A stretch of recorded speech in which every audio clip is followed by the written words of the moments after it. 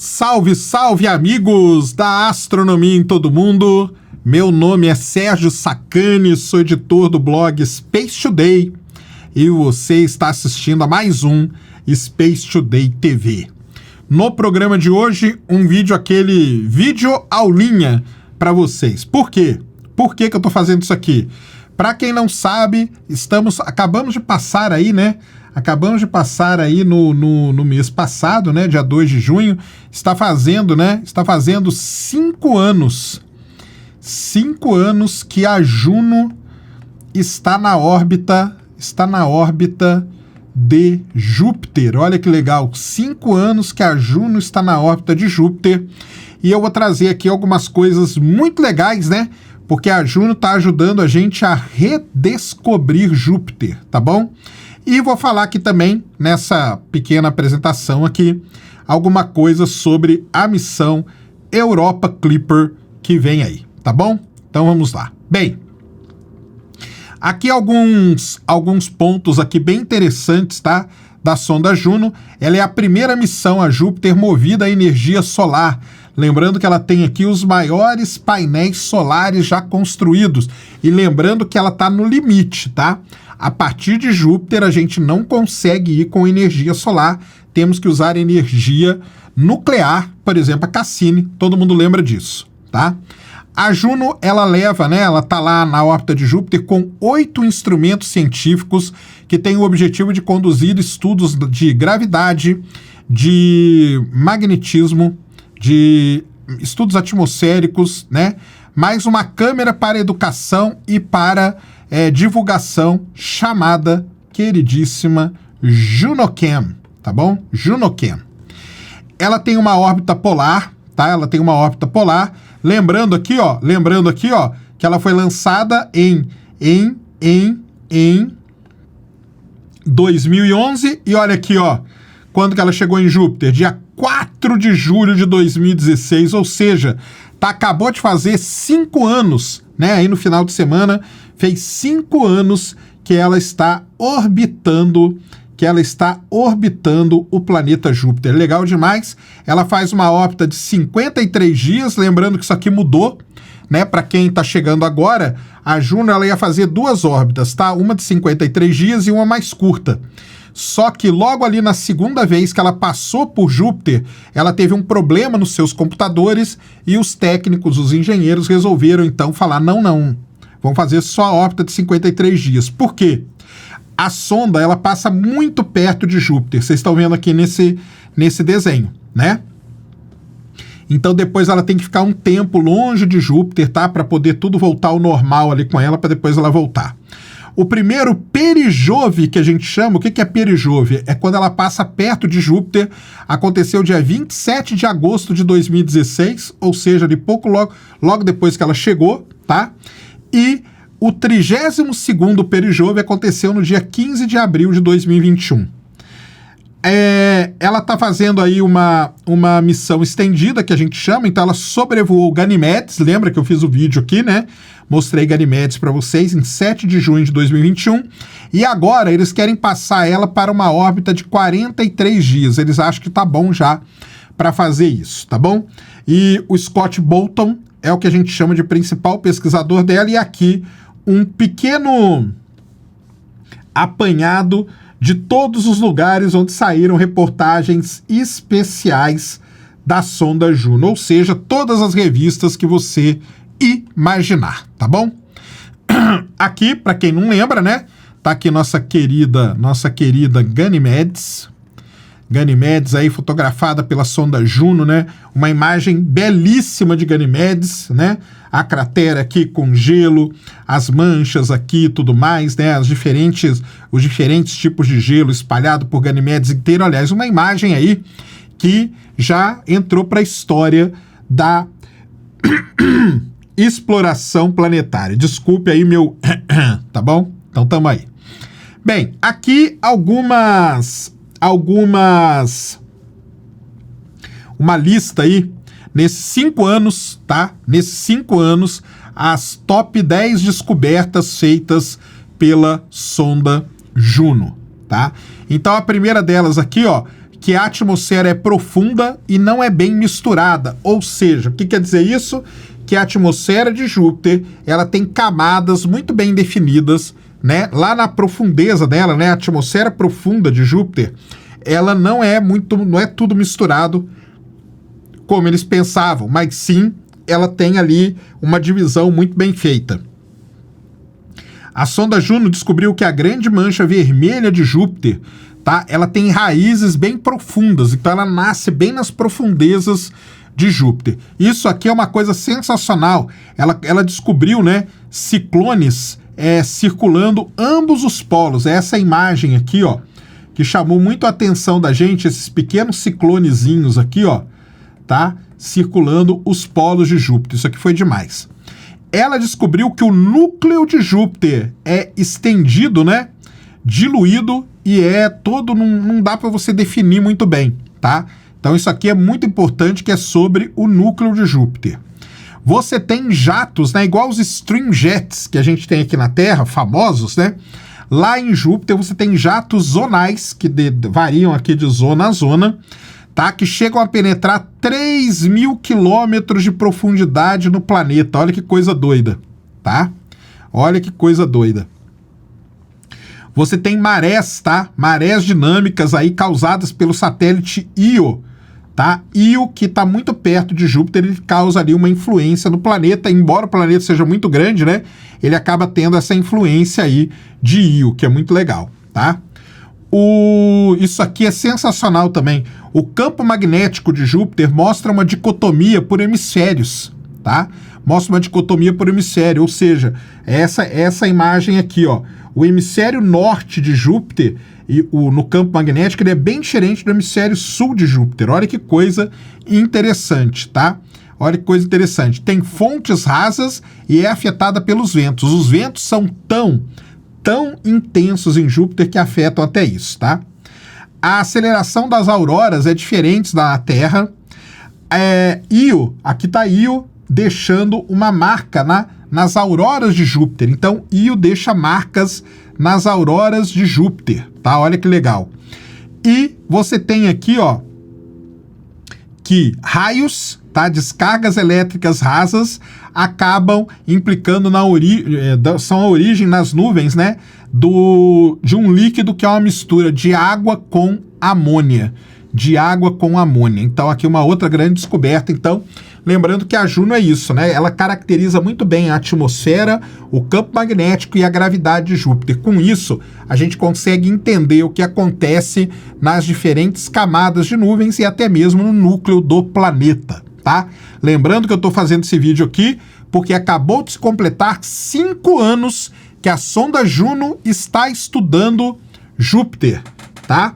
Então, aqui está uma das coisas, tá? Revelando a complexidade do campo magnético de Júpiter. Olha que coisa legal, tá? Então, você tem aqui, ó, a parte norte de Júpiter, bem, né, com valores muito mais, né? Muito maiores, né? Do que a parte sul do planeta, tá? Olha que legal. E olha isso aqui, ó. Ela descobriu uma Great Blue, uma grande mancha azul magnética, tá? Magnética. Isso aqui é uma grande mancha magnética que tem em Júpiter, tá? De polaridade negativa que interrompe aqui esse cinturão todo. Então, isso aqui é o que a gente chama da dicotomia. Ó que nome bonito, hein? Dicotomia magnética. Esse você pode usar, hein? Esse você pode usar aí, ó. Magnética de Júpiter, tá? Dicotomia magnética de Júpiter. Ô, nomezão lindo, hein? Nomezão lindo esse aí. Tá? Então, muito legal, isso é uma das grandes descobertas que a Juno fez de Júpiter, tá bom? Aqui uma outra coisa muito legal, né? Os jet streams que eu falei para vocês, né? Isso aqui são os jet streams, tá? Então, são os ventos zonais que você tem. Aqui na Terra a gente tem os jet streams também. Lá em Júpiter a gente tem jet streams que são muito, né? Muito mais rápidos, né? Olha só. Velocidades acima de 100 metros por segundo, 4 vezes mais forte que os jet streams da Terra, tá? O campo de gravidade de Júpiter é diferente no norte e no sul, é assimétrico, tá? E a Juno mediu a gravidade num ponto ali, né, onde um jet stream se estende a 3.000 quilômetros de profundidade, tá? É um negócio, assim, realmente impressionante. Tá aqui o gráfico, ó, mostrando aqui os jet streams, tá? Descendo, e aqui como que é assimétrico, ó. Tá vendo? Isso aqui é o vento, né? O vento em Júpiter, ó, como que ele é assimétrico, tá? Então, muito legal mesmo a Juno aí redescobrindo, né? Redescobrindo Júpiter, tá bom? Então aqui algumas das grandes descobertas, lembrando, 5 anos que a Juno está explorando Júpiter. E o futuro? Qual vai ser? O futuro é esse aqui, galera. O futuro é a nossa querida Europa Clipper. Europa Clipper é a sonda que vai estudar o satélite Europa de Júpiter e vai tentar descobrir o quê? Se Europa tem vida ou não. O que a gente precisa? Eu até brinco, em todo lugar que eu falo, né?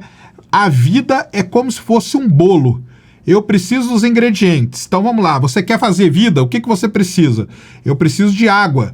Eu preciso dos elementos químicos certos. Eu preciso de energia. E eu preciso de tempo, de estabilidade para que isso aconteça. Europa, eu tenho água? Tenho. Eu tenho um oceano. Eu tenho um oceano global lá. Eu tenho os elementos essenciais? Parece que está ok aqui também, pelos estudos que já foram feitos. Eu tenho a energia? Tenho. As fumarolas. As fumarolas são a fonte de energia. E eu tenho estabilidade? Sim, porque eu tenho uma crosta. Eu tenho uma crosta de gelo que protege o meu oceano. Então a Europa basicamente tem todos os ingredientes para que a vida possa florescer, tá bom? Então aqui só alguns exemplos da superfície de Europa, né? Então você tem aqui essas estrias todas. Então você tem um terreno caótico, que eles chamam. Você tem esse outro terreno aqui, mais lenticular, você tem crateras, né? Tipo aqui, ó, essa cratera aqui. Você tem essas planícies com essas cadeias aqui que cortam ela toda, tá? Então, isso aqui é a superfície de Europa, e isso aqui, é estudando isso, que a gente tem ideia dos processos que acontecem no interior do satélite, tá? E isso é muito importante pra gente. Aqui tá basicamente qual seria a estrutura de Europa. Então ela tem uma crosta de gelo, ice shell, ela tem um oceano global e ela tem um manto rochoso. Olha que legal, o manto é rochoso e ela tem um oceano. Na interface entre o manto e o oceano, nessa interface aqui é que estão as fumarolas.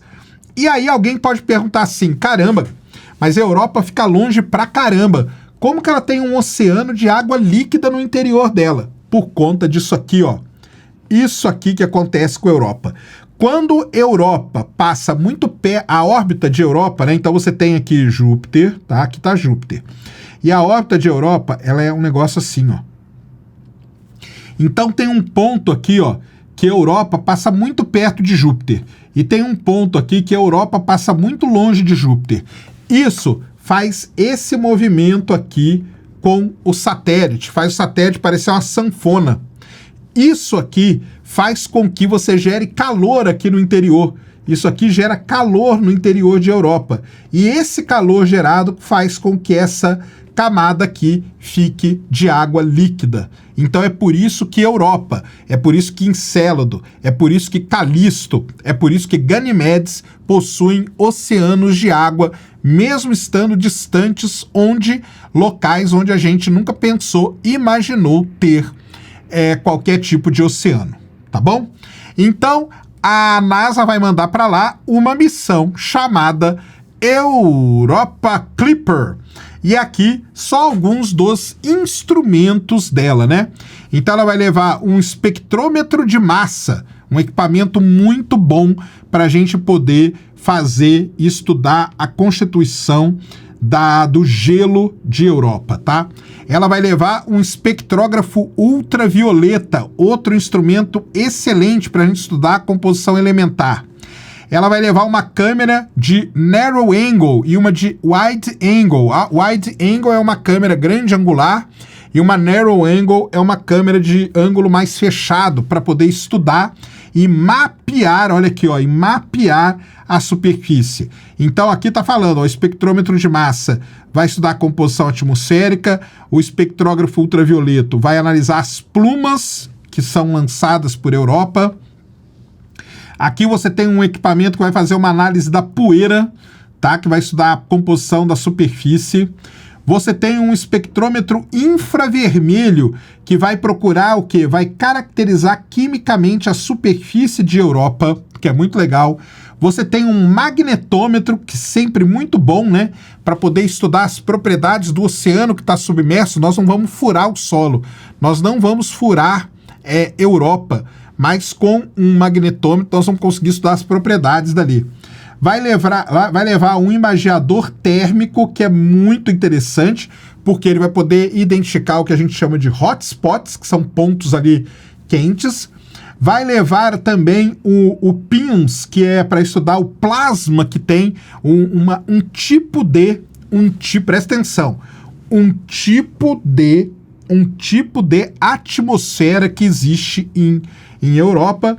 E vai levar o mais legal de todos eles e o que vai trazer muita coisa pra gente, que é o RISM, que é um radar que o sinal de radar vai penetrar o solo, vai penetrar o gelo e vai poder explicar pra gente como que é essa crosta de gelo, qual a profundidade dela, qual a variação dela. Então tudo isso vai ser feito pelo RISM, um equipamento de radar assim sensacional.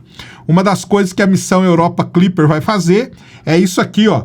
Ela vai passar pela pluma de água expelida pelo satélite, tá? É o Plume Fly-Through que a gente chama, tá? Lembrando que a Cassini fez isso em Encélado. A Cassini fez isso em Encélado e mediu as propriedades ali da pluma de Encélado, e a Europa Clipper vai fazer isso, o que vai ser realmente sensacional. Então, voltando lá para os ingredientes da vida, isso aqui, ó, é mais ou menos como a gente imagina que seja a estrutura de Europa. Gelo, tá aqui o gelo, tá aqui o oceano, água, né, água líquida, e aqui tá o que a gente chama do manto. Aqui estaria o manto rochoso. E sabe o que tem aqui na interface entre o oceano e o manto? Você tem isso aqui.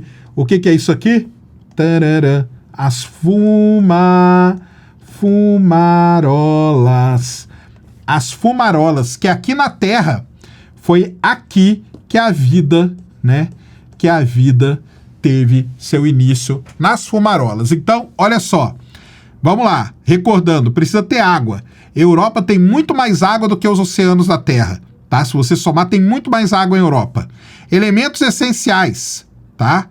Vem da formação do próprio satélite e dos impactos. Energia química, tá aqui, ó, as fumarolas, tá? E a estabilidade. Europa deve estar desse jeito por, no mínimo, 4 bilhões de anos, ou seja, teve tempo, tem água, tem os elementos e tem a energia. Então, muito provavelmente, Europa deve ter vida, e é isso que nós vamos lá para descobrir com a Europa Clipper. Ainda vai demorar alguns anos, mas está aí a missão. Então, pessoal, como eu falei, esse vídeo aqui foi para comemorar aqui, ó, comemorando